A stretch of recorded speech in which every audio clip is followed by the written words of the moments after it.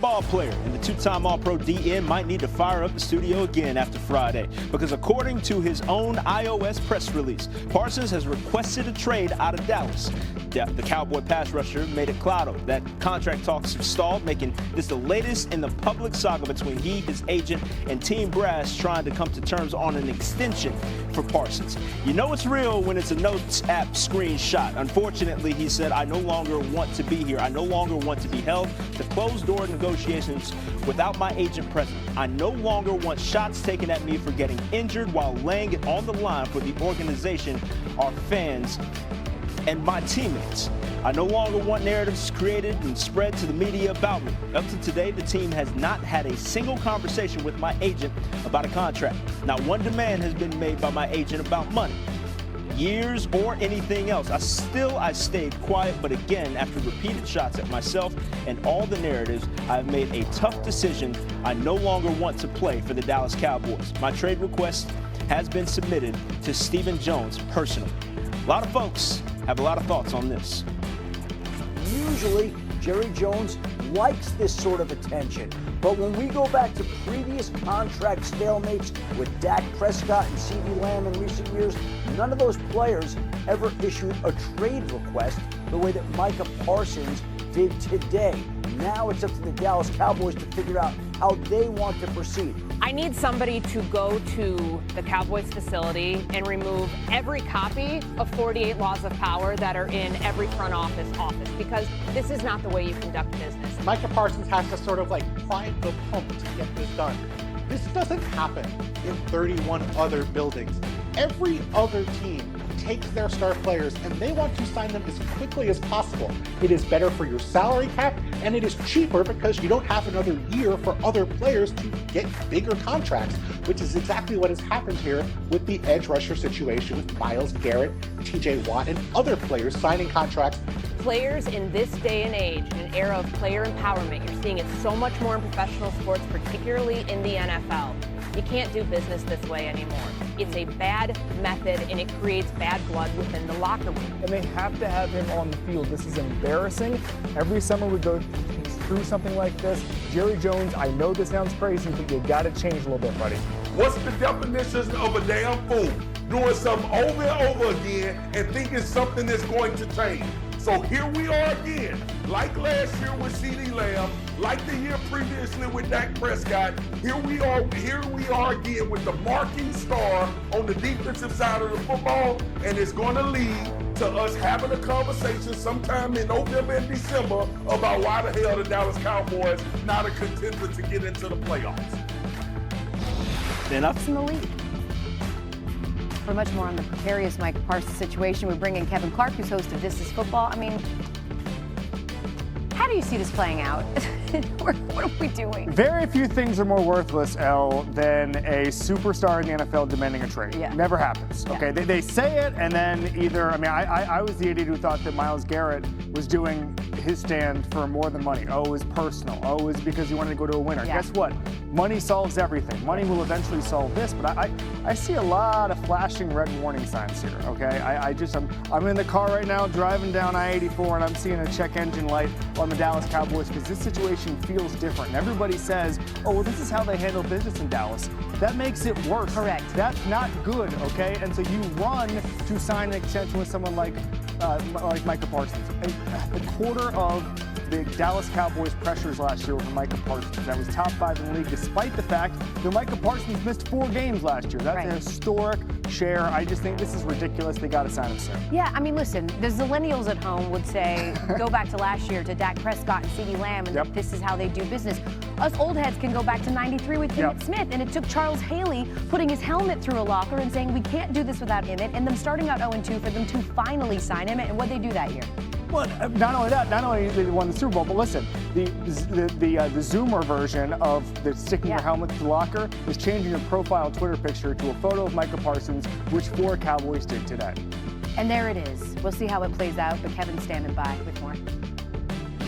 Let's stay in the division because the Cowboys open the NFL regular season Thursday, September 4th against the champion Eagles in Philly. And remember, last season, Dak Prescott signed his extension with Dallas literal hours before the season opener against the Browns.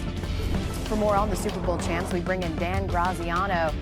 And Grazman, I'm glad you're not on the Cowboys beat today. Let's talk about the Eagles. A lot of turnover for the defending champs, including at OC. What's the team saying about how things could be different in Philly this season?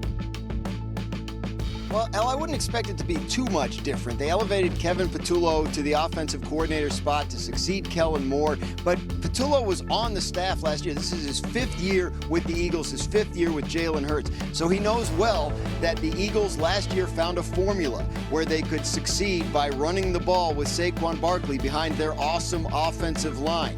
So Patullo might come in and put his stamp on things, might make a couple of tweaks here and there, but the formula is likely to stay the same. And Lane Johnson, their starting right tackle, told me that's exactly the way they want it. I would love to be a run, play, action team. It makes things really fun up front. So really balanced last year. So it was a lot easier in the passing game when you have somebody in the backfield that can do that. So really balanced. We'd like to have a similar approach this year. So we were talking to Lane Johnson after a practice in which Saquon Barkley was all over the place. He caught passes out of the backfield. He broke off a long run. He trash-talked the defense after he ran for a short touchdown and then a 2-point conversion. So the Eagles know where their bread is buttered. Kevin Patullo knows that Saquon Barkley was the key to success last year, and this is a team that is driven to repeat as Super Bowl champions. They're likely to stick with what worked for them last year. Yeah, the odds makers like Jalen Hurts right now, too. 16-1 to win MVP this season, which would be huge if it comes to fruition. Grassman, the Eagles. Cowboys, my understanding is, are not interested in trading Micah Parsons. There hasn't been any movement on the deal, and there's frustration on both sides about that.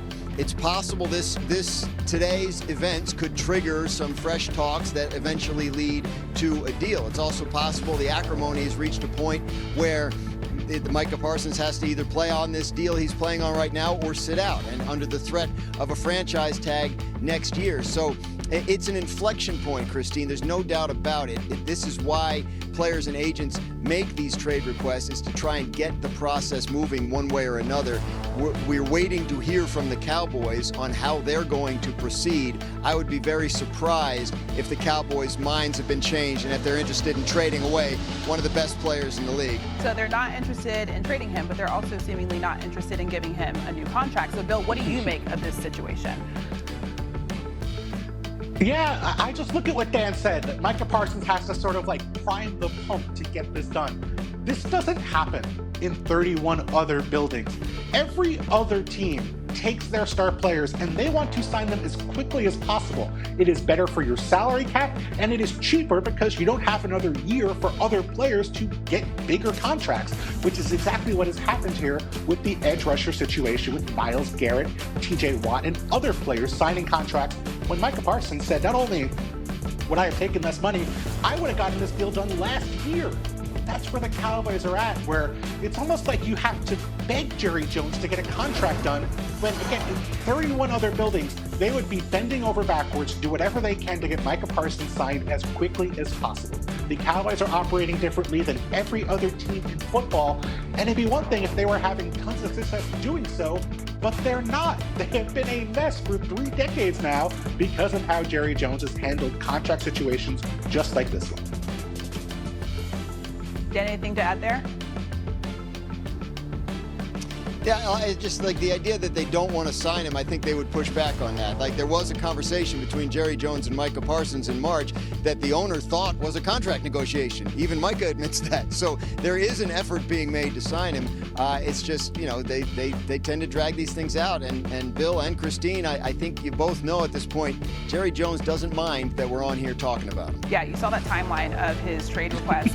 There was one point where Jerry Jones said that he didn't even know his agent's name. It's been a lot of drama. Parsons, by the way, a 3-time All-Pro, 4-time Pro Bowler in his 4 years with the Cowboys, so it would seem that they need to pay him. Speaking in the division, Shefty also reported that the Commanders receiver Terry McLaurin has asked for a trade.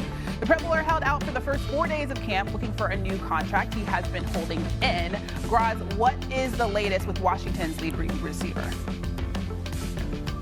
So yeah, again, no movement there. A trade request likely in an effort to get things moving. The Washington Commanders have made it clear they would like to get Terry McLaurin signed to a contract extension, and he has made it clear he wants one. The question is, what's it all worth?